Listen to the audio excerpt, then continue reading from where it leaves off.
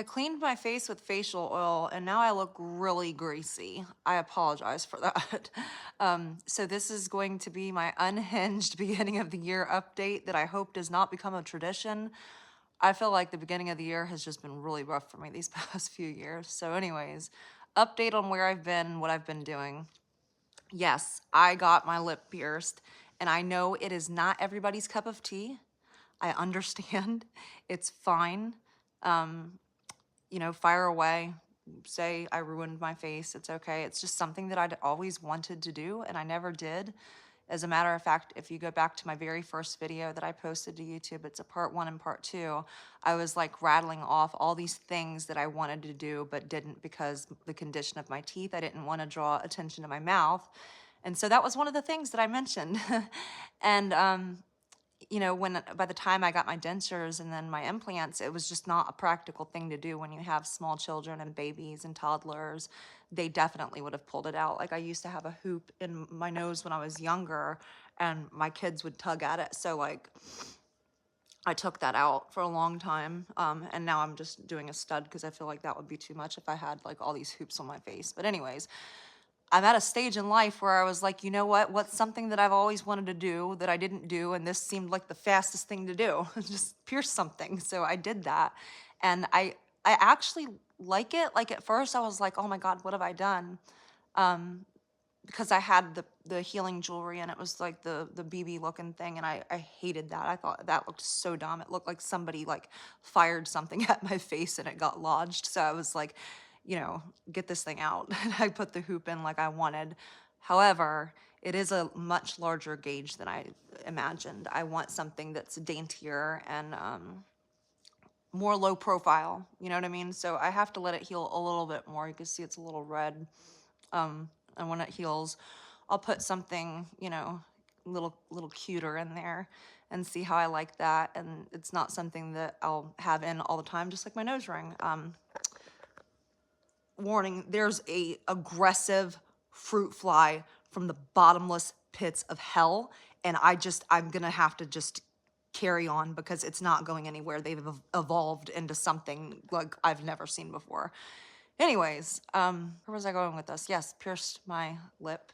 Oh yeah, I'll, get to a point where it heals enough that I can take it out. Like sometimes I'll take my nose ring out and just, go barefaced, nothing, but it's just something I wanted to do. There's not an update on my teeth because they're still great. They look a little blue because the light over there is blue. So they look, kind of funny looking, but no problems with my teeth or implants. They're functioning just as well as they always have. And I will be doing my normal standard content soon. I had to get this one out of the way. This is a weird update that I feel like is giving me a mental block to where every single time I sit down to try to record a normal video, I'm like wanting to do this instead. And so I'm just gonna follow my gut with it, do it for myself. I'm not looking for pity at all. Trust me, I've thrown myself enough pity parties over the last couple of years. I've been separated from my husband for over a year. Like that fly is, I've been separated from my husband for over a year. We are definitely not together at all. We don't really even talk unless we have to. And I have not been coping well with that at all. And it's not because it's over. I knew it was coming. Like I knew that this is where it was all heading for years now. It's just the nature in which it happened, which I will not get into, but I will just say that it was harsh, it was cold, and lacked any kind of closure whatsoever. Like no discussion. It was traumatic, let's just say that. And I have not been coping very well at all. So, for those of you who have followed me for a long time, you know that was like my identity. That was just if somebody asked me like, tell me about yourself, that would be the first things that I would say, wife and mom. Like that was just who I was. That was what I based my entire life around. And where do you even go when that stops, especially like midway through life? Like you're in the thick of it and it's just like, we're done here. It's hard. it's hard because, you know, not only did you include this person as a permanent fixture in all of your mental projections of the future and everything that entailed, 10 years out, you know, 20 years out, old, you know, old and gray, and, you know, just imagining the different life scenarios that the two of you would go through as you age together, and that stops. What do you even put in place of that? How do you fill that hole in the aftermath? And I'm not saying that it's going to be like this forever, but you know, immediately after, that's where your mind goes. And for those of you that can relate, like if you feel comfortable, share like just how jarring that is. I think that we lose touch with how hard that is on people, because it's so common now. Oh my God. And it's pathetic that it's this common. I wish it weren't, but it is. And there's situations where it is like, it is absolutely necessary for something to come to an end. But it doesn't make it any easier. Like, it definitely does not make it any easier. And immediately after, like, you are mentally trying to rearrange something that has been established for a long time, and that is not easy to do. But then on the flip side of that is, you know, if it is in such an uncivil and unkind way that it ends, where there aren't like mutual discussions and coming to peace with things, and thanking each other for the time that you had together, that if that's absent, then you're going to go back in the vault of every memory that you've had with this person and see it in a completely different light. Like, you're basically having to rewrite history to make it make sense, and that's a hard place to be too. So it's like a purgatory you find yourself in, and we just, I think, become insensitive to it because of how common it is. It's like death. It is so close to death, like the finality of it, and especially, you know, not having the closure that you feel like you need to get past it. But it's death without the casseroles, without the sympathy cards, without the flowers, without the visitors coming to check on you and make sure that you're okay. You're just like floating by yourself. That's how it feels, you know? And I told myself I wasn't gonna do this, I wasn't gonna share intimate details, but I just feel compelled because I empathize with people on a way, you know, on a level that I never knew that I could. I never knew how bad it could be for people until I experienced it myself. And it makes me think to when I could have probably been a lot more supportive to people who had went through it, you know, in the past. I took for granted the fact that, you know, I still had all of that, and this person lost all of that, and I just didn't understand it until I went through it myself. So these past couple of years, man, it's been like Groundhog Day. That's how it feels. It feels like I'm just stuck and like I just can't move past it. And I want to. So I feel like this is like a good first step in doing that. Just accepting it, putting it out there that this is something that happened, and just finding out who I am again, because that chapter is over. It's done, and that's not part of my identity anymore. So I had already begun doing that in 2023, because let's backtrack. So I posted about, you know, the dumpster fire that 2022 was for me and my family, that my stepdad passed from cancer. It was very aggressive and quick. So that happened. He was gone. And before I could even wrap my head around, somebody's calling me. Before I could even wrap my head around that, my dog was taken, and then I lost my job, and then my daughter ran away.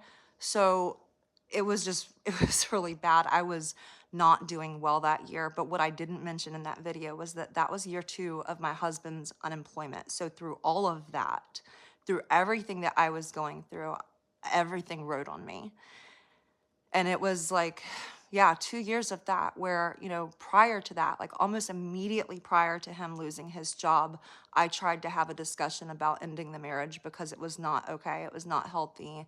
And I just became the kind of person that could no longer accept certain things, but I wanted to do it in a civil way that left us both okay. But before we could even get to that point, he'd lost his job, and I didn't want to be a monster and leave him when he was down. So I just soldiered on through those 2 years, trying to keep myself together, trying to keep the family together, trying to not lose everything. We just became homeowners, and, you know, it was hard.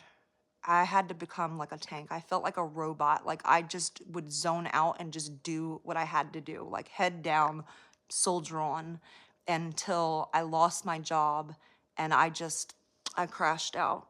I crashed out because when he went back to work a few months later, which, was after, let's just say all of my financials were ruined. Okay. So he went back to work, and then this fly.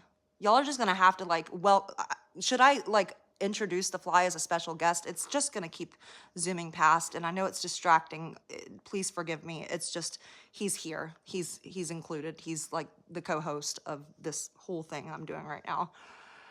He went back to work, and then I couldn't pick myself up. I was in the darkest place I'd ever been in my entire life, and alone, if that makes any sense. And I was not coping well and crying about it constantly like trying to ask for answers, like why, and not getting them. And so I finally went to therapy, two different types of therapy. Normal therapy and then peer counseling. So I had a buffer because I needed it like really bad. I was not good in life. And both of them had suggested that I start doing something because, we weren't separated. I mean, we were living together, technically together, but bad terms all of 2023. What is that? Who's home? Bad terms all of 2023. So I was trying to navigate that. And so I ended up doing therapy and peer counseling, and they suggested that I do something for myself. Like I get a hobby, get some friends, start socializing, stop isolating, because I'd isolated for a long time.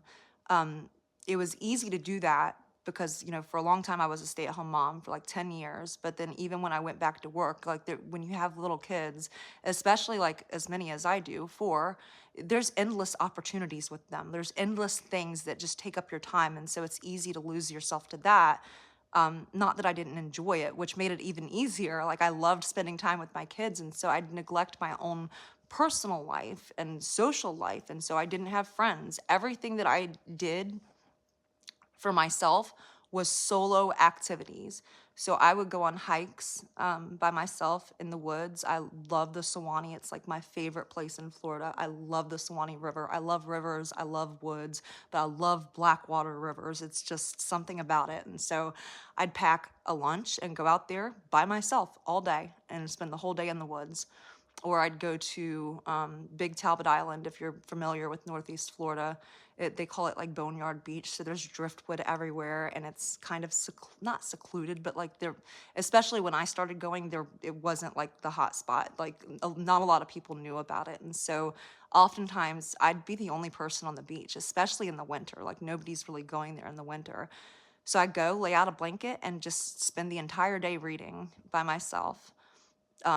Archery, like go in my backyard, shoot my bow alone, blog. That was my wild Friday night. I'd fix myself a cup of coffee, listen to music, and spend the whole night writing in my blog. I've been blogging since 2005. So everything that I had done was solo. And then a lot of times, you see the highlight reels online.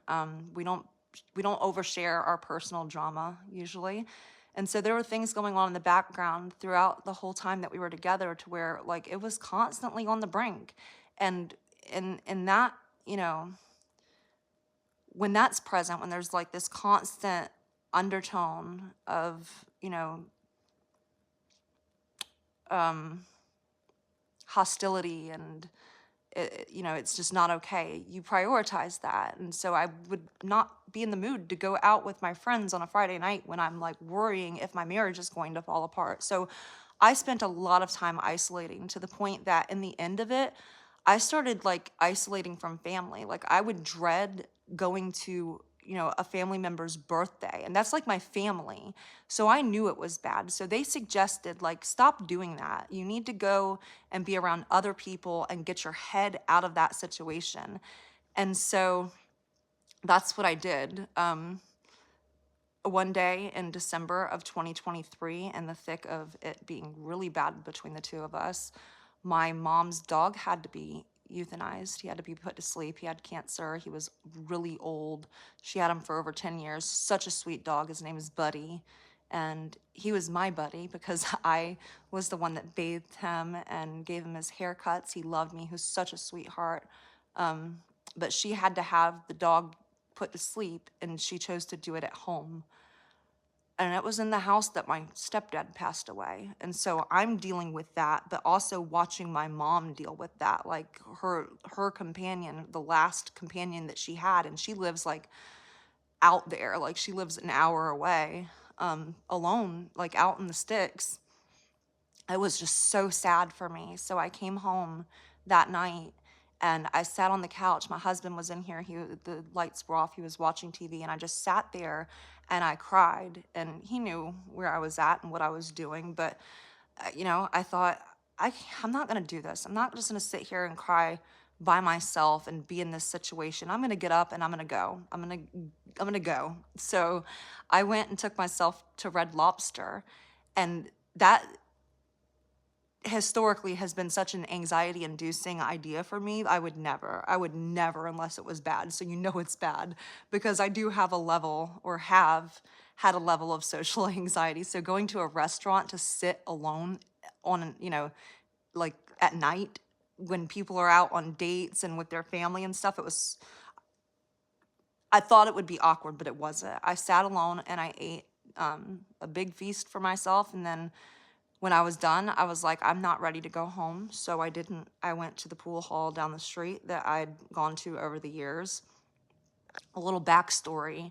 When I was 14, when me and my friends were 14, we were poor. We were completely poor. We had no money.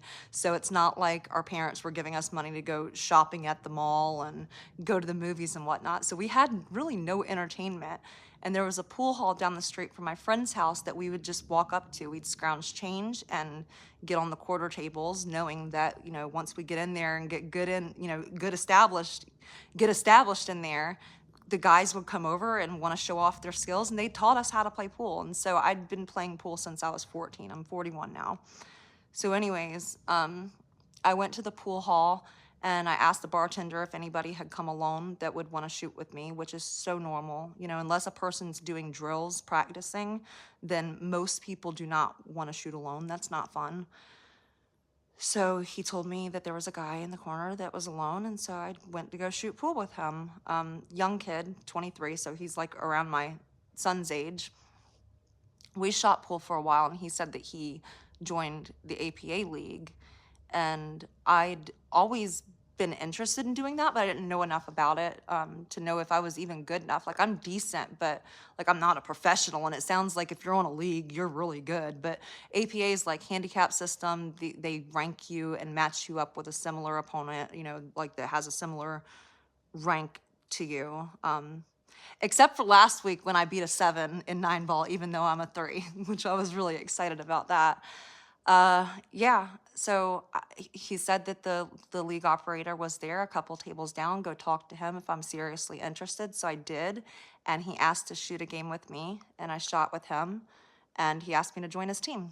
So I did, and once I started going regularly to pool and meeting people and socializing, I realized like I am not this antisocial person that I've been made to believe that I am. I'm really not. I'm actually like a social butterfly. I talk to everybody. Everybody. All smiles, all positive vibes all the time. Like, come here, let's talk, let's chit chat. I love people. I love being around people. And I'd not done that since I was a teenager. I met my husband when I was 22. That's a long time to be so alone, So I did that. And once I started getting out of my head there, I just started like trying to figure out who am I now that that's done, now that that's over, and just reminding myself that I'm more than just somebody's wife. I'm so much more than that. I've got so much more to offer. I've got a lot of really cool hobbies, besides writing and hiking and, doing stuff like that. I love reading. I love philosophy. Seneca and Epictetus and Marcus Aurelius, those are my favorites. So Stoicism, I love Stoicism. I'm Christian, even though for the past year I have definitely not been very obedient. I've not been reading my Bible and going to church, and it's not something that I really need to, get back on track with for sure. I like to play chess. I love playing chess. I love music, all kinds of music. I'm wearing a Smashing Pumpkins shirt right now. My favorite is music from the 50s and 60s. So if, like, I'm probably going to post a link to my Spotify if y'all want to follow me, because I have this massive oldies playlist. I love oldies music so much. It is my whole heart. It is my whole heart. Beatles are my favorite, but like I like it all. The Beach Boys, the Hollies, the Doors, like the Vogues, Motown, every bit of Motown, all the doo-wop stuff, Frankie Valli, and like all of it. I have like the master list of songs on my oldies playlist, so I'll drop a link to my Spotify down below. But you know, like I love life. I love life. I'm curious about life. I love sharing with people. I love connecting with people, hearing their stories. And, I feel like I'm generally a likable person. I'm not that. I'm not this. I'm not this darkness that has taken over me and consumed me. It is just consuming. I cannot even express how much I empathize if you are in this situation, or you're like fearing that this is where you're barreling towards. It it's not easy at all, but it's unfortunately so much more common than you think it is. And it's one of those things where you just have to accept that, no, like, and I'm not suggesting that it's pointless to talk to friends and family. Like, you absolutely should talk to people and lean on others for support, but I don't think that anybody is ever going to quite make it feel like it's okay. You're still going to have that sense of loneliness, and that nobody understands, nobody gets you. I get you, and others who have been through it get you too, especially when you're in like middle age. It's like you've been steamrolled by it, because you thought you had a plan, you thought you had a life, and it's done, and now you're having to reevaluate everything. It is the hardest thing, the absolute hardest thing I have ever been through in my life, and this fly I'm going to blowtorch it. I hope to never experience something so devastating again, to where it just completely knocks me all the way off course, all the way down. Like, this is the lowest point, and I hope that it's only up from here. But that's what I've been doing lately to try to cope with it, in a better way than I have been, and remind myself that I'm bigger than this, I'm better than this, and I deserve more than this. My kids deserve more than this. I've got to pull myself out of it. And so that's where I've been. That's what I've been dealing with. Again, I will start resuming my normal standard denture and dental implant content. I actually tossed around the idea of starting a channel regarding this, because, I feel like there's a lot of that content out there, but I feel like we all have our own unique voices and experiences to bring to the table and help others. And I've always said that, whenever I go through something, I think of the other people who go through it, who maybe don't have the support, who don't have, the mental capacity to handle it. And because this about took me out, man. I'm saying, like, it's difficult.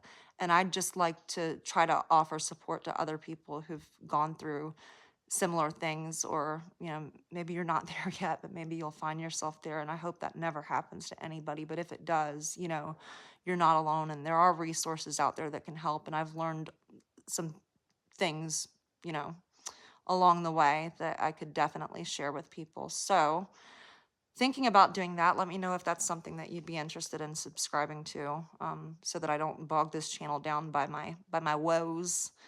And then what else? I do possibly have some interesting things in the works that I'm like really excited about. It's like all very much like we haven't even gone there yet, but like I'm just really excited about it.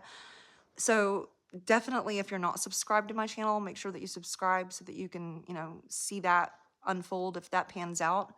And then, of course, my other content. If you've got suggestions, I've still, even though I've been absent, I've been reading the comments, and I've definitely seen some great suggestions on videos, topics that I haven't covered yet. So I'll be doing that.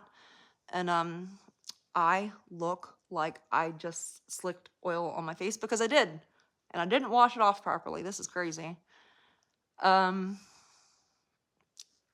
Roast me about my lip ring if you will. If that's where your heart's leaning towards, do it, because you're not gonna hurt my feelings any more than they've been hurt these past couple years. And if you have questions about it, because like maybe you're similar, maybe that's something that you wanted to do, but you wanted to wait until you got your teeth situated. I can tell you how my experience was, and what that's like. And then what else? What else? What else? Oh, last thing. This is the last thing, I promise. I won't drag this out too long. My sister and my kids think that I should be active on TikTok, and not just like recycling content from my YouTube and pouring it over to TikTok just to say that I've got it over there too.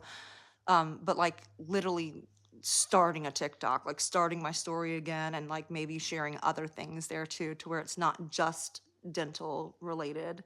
I just have been overwhelmed. I'm a creature of habit.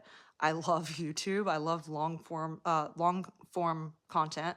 So I watch a lot of documentaries, a lot of conspiracy stuff, true crime. I'm one of those people, so I'm always deep diving on that.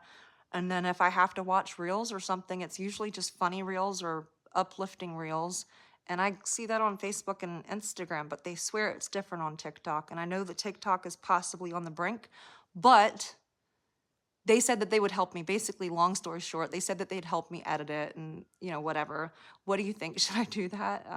Because I just get overwhelmed by all the different platforms out there. But I realized that TikTok is a lot bigger than I thought it was. Like, because people had a whole fit when it went down, and I was completely unaffected.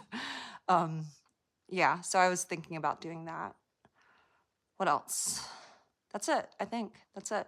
So this, like, I don't want y'all to think if this is like, a grab for sympathy and attention or anything like that. It's not like that. And yes, I have my moments where like I literally just recorded this video and ended up bawling my eyes out because it's hard to talk about. And I surprisingly held it together pretty well the second go around. Well, actually, it's like the fourth time I've tried to record this. But anyways, I'm okay. I have my moments. I try to stay busy. I try to distract myself. I try to think of other things, therapy and this and that to help me sort that out. But it's something that I try not to unpack if I don't have to, because life goes on, and I'm now a single mom of 4 kids, and I'm here in this house, and it's a lot. It's a lot to keep up with. It's overwhelming. So I'm just trying to stay busy and not like keep ruminating and doing the whole groundhog day thing where every day is like the same. And that's that. And the next time you see me, it will be a normal video again. And I hope that you guys are well. I hope that, if you're going through this, that you're okay and that you have the support you need. If you want to share anything in the comments, if you want to solicit advice or ask for advice or what have you, then go on and do that, boo. And I will see you guys again next time, and y'all take care.